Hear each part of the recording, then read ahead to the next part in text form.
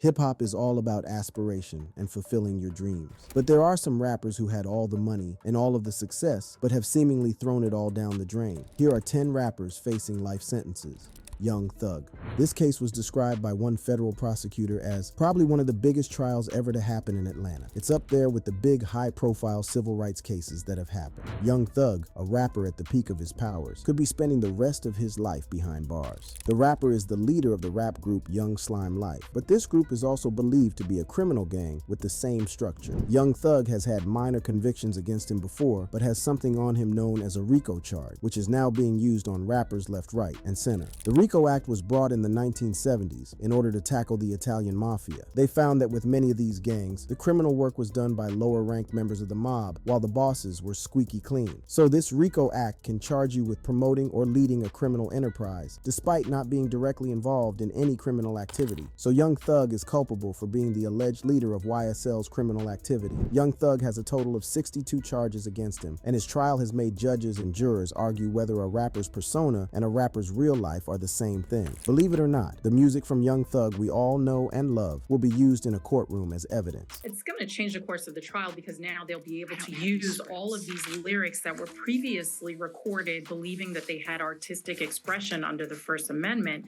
will now be able to be used against them. If Young Thug the rapper and Young Thug the person are one and the same, then many prosecutors believe that the lyrics from artists in YSL are direct statements from a gang leader, and Young Thug as the leader is charged as furthering and promoting the criminal activity of its 27 other members. This includes charges of racketeering, drug dealing, and most importantly of all, murder. That being said, he is directly linked to some major crimes. In 2015, a drive-by shooting occurred where a man named Donovan Thomas was killed. This drive-by was done by a driver using an Infiniti Q50 sedan, a car that Young Thug had rented. Additionally, there was a non-fatal shooting of Lil Wayne's tour bus, and the person who carried out the shooting dialed Young Thug's cell phone afterward. Young Thug is obviously not short of any money and has filed for a bond on 4 separate occasions. Each time he has been denied because he presents a possible danger to the community. His trial has taken so long because they need to find the right jurors. For this case to be assessed properly, they need 12 members of the public to be able to sacrifice 6 to 9 months of their lives to look through the mountains of evidence related to all of these crimes.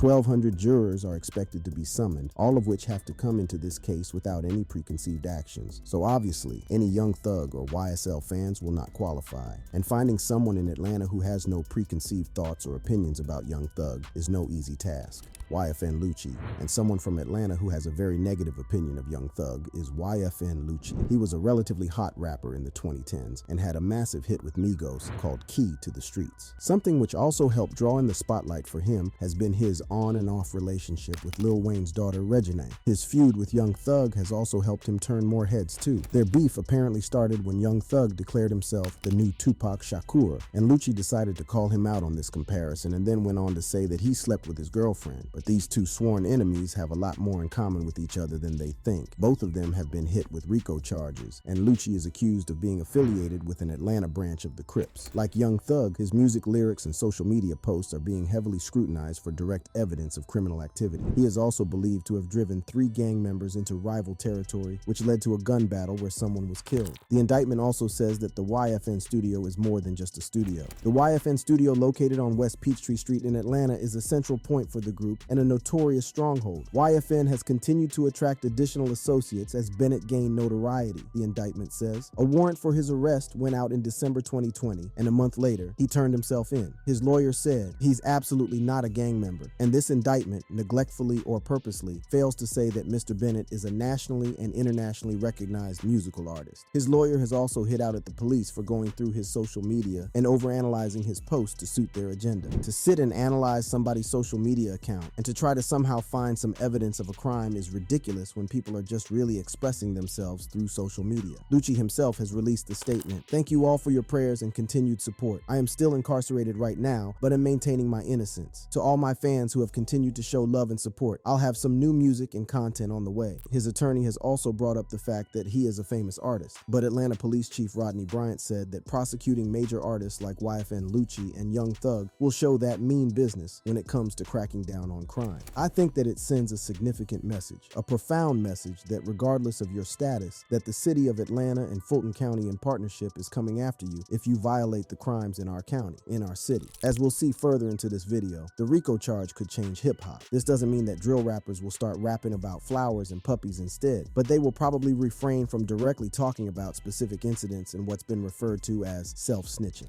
Suge Knight. Next up is someone who is technically not a rapper, but still one of the most feared men in hip-hop history. I'm of course talking about Marion Suge Knight. Although there are many conspiracy theories and urban legends about who this man has killed, what we do know is that he was involved in the manslaughter of a Compton businessman named Terry Carter. CCTV footage showed Suge Knight's vehicle reversing and running over two people. While this could be excused as incredibly reckless driving at first, the truck comes back and runs over one of the people a second time. Knight's main defense was that he thought he was being ambushed and that this killing was out of self-defense. His appearances back in court were dramatic, to say the least. To the man who was once the most feared figure in all of hip-hop. But here he is now, Suge Knight, a former rap powerhouse, collapsing in court, where he's facing a murder charge. The man who built an empire, founding Death Row Records, now facing life in prison. The reason for fainting was quite simple, as his lawyer explained. They lock him up in jail in solitary confinement. He can't get his diabetes medicine. He was dripping sweat like someone threw a bucket of water on him. Another courtroom incident also went viral and showed the incredibly sinister side of Suge that made him hip-hop's most feared man. After he sits down, he seemingly gives the death stare. And again, and again. It is not clear exactly who Suge was staring at and why, but again, the internet will of course come up with a bunch of theories as to what happened. The judge and jury felt that this killing was not out of self-defense. But because this was clearly not a premeditated killing, he was charged with voluntary manslaughter, which accounted for 22 years in prison. This 22-year sentence was technically not a life sentence, but it was here where Suge's past came back to haunt him. California has a controversial third strike bill. Inspired by baseball, if you already have 2 serious or violent convictions against yourself, you will automatically end up with a life sentence. Or as they say in a ball game, 3 strikes and you're out. This brought Suge's sentencing from 22 years up to 28 and into a full life sentence. This trial took place in 2018 when Suge was in his mid-50s, so it's likely that he will spend the rest of his life behind bars. He is currently incarcerated in the R.J. Donovan Correctional Facility in San Diego and will not be eligible for parole until 2034. Another rumor circulating is that Suge's lawyer managed to scrape 15 years off his life sentence, so perhaps this isn't the last we've heard of the infamous Suge Knight. Tory Lanez. This was one of the biggest cases in recent hip-hop history, featuring not 1, but 2 major stars. Well, rapper and singer Tory Lanez is expected to be sentenced today for the 2020 shooting of hip-hop star Megan Thee Stallion. After a pool party at Kylie Jenner's house, Tory Lanez was driving home Megan Thee Stallion and her PA and friend Kelsey Harris. Suddenly, Lanez pulled over and told Megan to get out. A police report reveals an incredibly sadistic side to Tory Lanez. As the victim began to walk away from defendant wearing only a bikini and no shoes, defendant mocked victim with "dance bitch" as he opened fire in her direction. With no justifiable reason, defendant fired not just 1 but up to 5 rounds in the direction of victim in the middle of a residential neighborhood. Megan was later claimed to be a snitch for testifying. This is one of the many factors that have made it hard for her to come forward, and Megan has taken this case to send an important message. As this news report reveals, Megan testified on the consequences she has faced by bringing this case to court, but has felt the need to amplify the struggle Black women face in getting criminal justice as victims and feeling protected as women in the rap industry. During her testimony, Megan said, "I can't hold conversations with people for a long time. I don't feel like I want to be on this earth. I wish he would have just shot and killed me if I knew I would have to go through this torture." Lanez was convicted of 3 things: assault with a semi-automatic handgun, having a loaded and unregistered firearm in a vehicle, and gross negligence discharging his firearm. There was much speculation as to what the incident was about. Some suggest that he was jealous of Megan's rise to stardom, but there are no justifiable reasons for this behavior. According to TMZ, Lanez has shown some remorse. He apparently texted Megan with, "I know you probably never gonna talk to me again, but I genuinely wanted to know. I'm sorry from the bottom of my heart. I was just too drunk. Nonetheless, should have never happened, and I can't change what I did. I just feel horrible because I genuinely just got too drunk." But Lanez's latest album paints a slightly different picture. It was titled Sorry for What, but Lanez has clarified that this title has nothing to do with his incident with Megan. He said, "I'm just trying to stay positive and do good stuff. I'm just staying positive, but being unapologetically myself." Lanez faces a maximum of 22 years in prison prison, but also a minimum of 9. So this is not technically a life sentence, but not too far off it either. The sentence of at least 9 years has been described as incredibly harsh, but Deputy Los Angeles County District Attorney Alexander Bott responded to this criticism with, "So I would say that anytime you point a gun at someone and pull the trigger 5 times, that's an action that could easily kill a person. I think that's an action that deserves serious consequences." YNW Melly. Like many of the rappers on this list, YNW Melly has the world at his feet but seems to have thrown it all away. He was a talented SoundCloud rapper, but his life changed forever in October 2018. Melly was driving home from the studio alongside fellow members of his YNW group Juvie and Sackche. Also in the car was the rapper's friend Cortland Henry. According to Melly, they were suddenly ambushed by a drive-by shooting. A vehicle drove up to their car and fired bullets, which resulted in the death of Juvie and Sackche, who were both on the left side of the vehicle. Melly and Henry brought them to A&E, but by then it was too late. From the outside, this looked like a horrific tragedy for Melly, who had lost 2 of his friends. In February 2019, the plot thickened. The forensics showed that the bullets fired at these 2 victims did not come from a drive-by across the road, but from bullets inside the vehicle. The police tracked the locations of everyone via their smartphones, and it turns out that they were not taken to A&E until 45 minutes after the shooting. The Miramar Police Department said the victims, Anthony Williams and Christopher Thomas Jr., were killed on October 26, 2018. The investigation, supported by forensic evidence, has concluded that Demons shot and killed Williams and Thomas Jr., and that Demons and Henry staged the crime scene to resemble a drive-by shooting. Melly is now the prime suspect and was arrested in February 2019. By November, he decided to make the best of a bad situation and release his first album. The death penalty was dropped in July 2022 and then was appealed and reintroduced in November. This was brought to a Supreme Court which refused to hear it, meaning that the ultimate ruling is the death penalty. The aggregating factor that will spur on the death penalty case is whether the crime was gang-related, but it's completely unclear as to why Melly would just kill 2 of his friends. One of the details that came out was that one of the victims was caught sending nudes to Melly's girlfriend at the time. Other sources have pointed to an argument over money, and YNW Sackchaser allegedly threatening Melly's mother, Jamie King. Despite what the police have said, YNW Melly maintains that he is innocent. He released this statement: "I want you guys to know I love you and appreciate every single one of y'all. A couple months ago, I lost my 2 brothers by violence, and now the system wants to find justice. Unfortunately, a lot of rumors and lies are being said, but no worries, God is with me. That being said, a lot of the evidence is stacked against him. For all we know, Melly could walk out of this a free man. But on the other side of the coin, he could be facing the death penalty too." C-Murder. Next up, I'm going to talk about a famous rapper currently sitting behind bars who, for many, should be a free man. C-Murder was an incredibly successful rapper in the late 90s and early 2000s. His debut album peaked at number 3 in the Billboard 200, and his second album went a bit higher at number 2. As well as chart success, he got to appear alongside Snoop Dogg in the song Down For My Ends. And for a rapper who came up in the 90s, there was no bigger compliment than being able to work with Snoop. For most rappers, his life was simply a dream come true. But in 2003, his dream turned into a nightmare. He appeared at a battle rap contest at the Platinum Club in Harvey, Louisiana. At this venue, a 16-year-old fan used a fake ID to attend and got into an argument with C-Murder. It was at this point that the rapper pulled out his gun and shot this kid. But as I'll get into it, this may not be 100% true. In August 2020, he received unlikely support from Kim Kardashian. And while people are sometimes quick to dismiss her as merely a reality TV star, people seem to forget that she has tried to follow in her father's footsteps to become a lawyer. She makes the relevant point that when C-Murder received his life sentence, the jury's verdict was not unanimous. She tweeted, "The jury convicted Corey 2, and he was sentenced him to life in prison. If his trial was today, the jury would have had to be unanimous for him to be convicted." She added that since his trial, witnesses have recanted, new evidence of his potential innocence has come to light, and there are claims of jurors being pressured into voting to convict. One of the witnesses, Kenneth Jordan, said in 2018 that he was pressured by detectives to lie under oath or would face 10 years for criminal charges of his own. Another witness named Darnell Jordan, who is no relation to Kenneth, said that he was also pressured into lying too. C-Murder told WDSU in 2018, "I've been snatched away from my family, separated from my kids, from my career, everything, and I just want it back." Despite these new revelations, there has been no reassessment of his case. He is sentenced to life without parole, and it is unknown when he will be released. On top of that, C-Murder has been treated extremely poorly by the prison system. He once passed out, and instead of receiving medical treatment, he was put into solitary confinement. confinement. In February 2023, he received such poor treatment that he went on a hunger strike. His lawyer released a statement saying, "We are asking Kim Kardashian as the prison reform legal team, representing Mr. Miller, to help bring immediate public awareness to Corey's entire situation. Wrongful conviction from the state of Louisiana, the state of Louisiana's suppression of evidence, inhumane treatment/conditions in prison, and his health."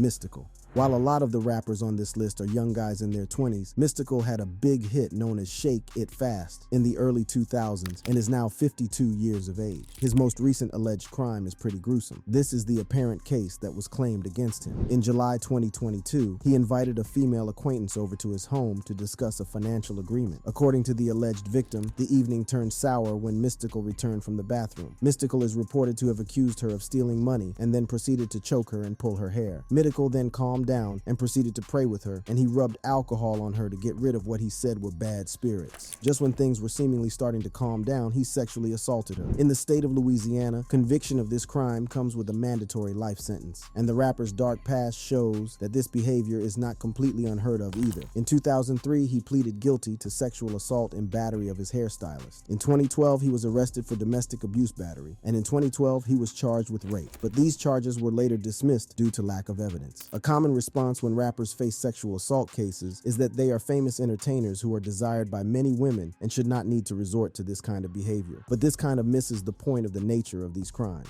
I feel like people also think a lot of times when it's somebody in high power, a celebrity, an artist, a rapper, an athlete, that they don't have to do those kinds of things. But some of those guys still get aggressive too and, want their way and stuff. So it doesn't automatically mean that because, he's a rapper or something, he doesn't have to do that. Because a lot of times we see those are the main ones that be getting caught up in cases like this. All that being said, Mystikal is still innocent until proven guilty. On the other side of the argument, Mystikal could be used as an easy target because of his dark past. Anybody could blame something on Mystikal because he has a bad reputation already.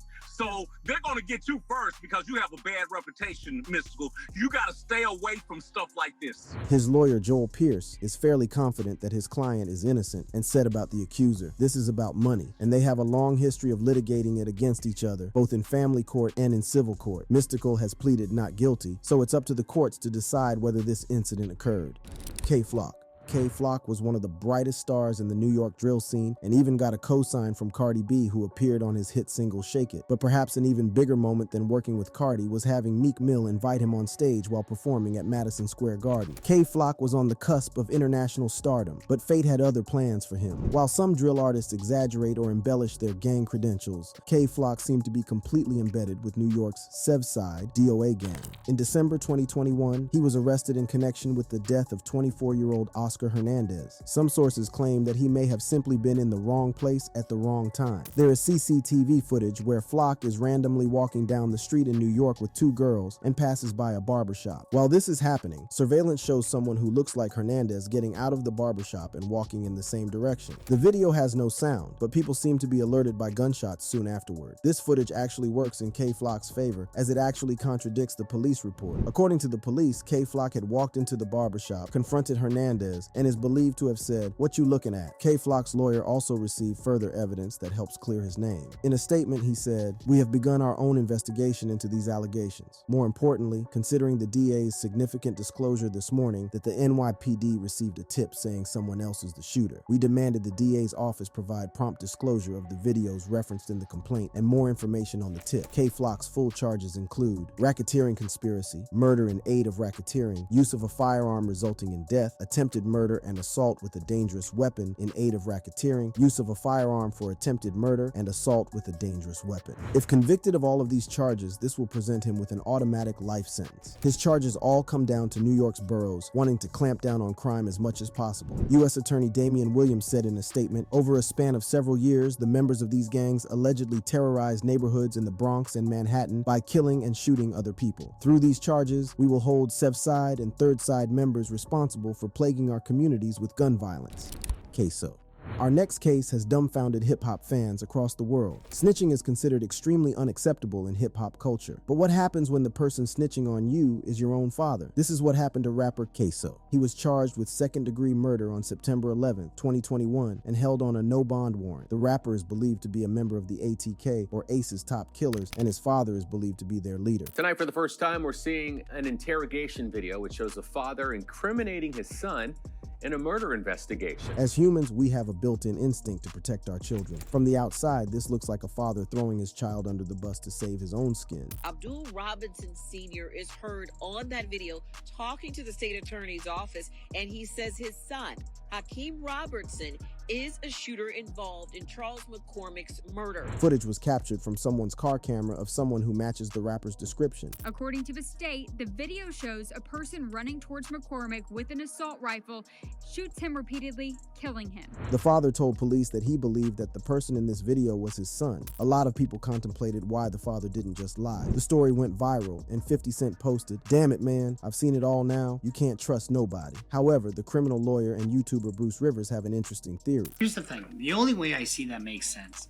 is if they're looking at the death penalty and he says, look, I'll snitch on my son to get him to plead if you can guarantee him life.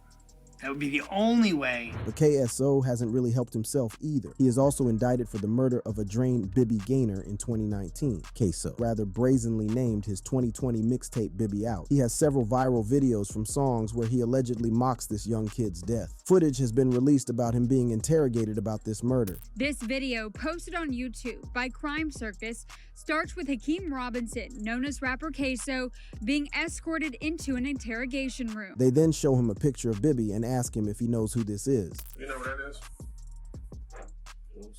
You know what that is? Bibby, ring a bell to you?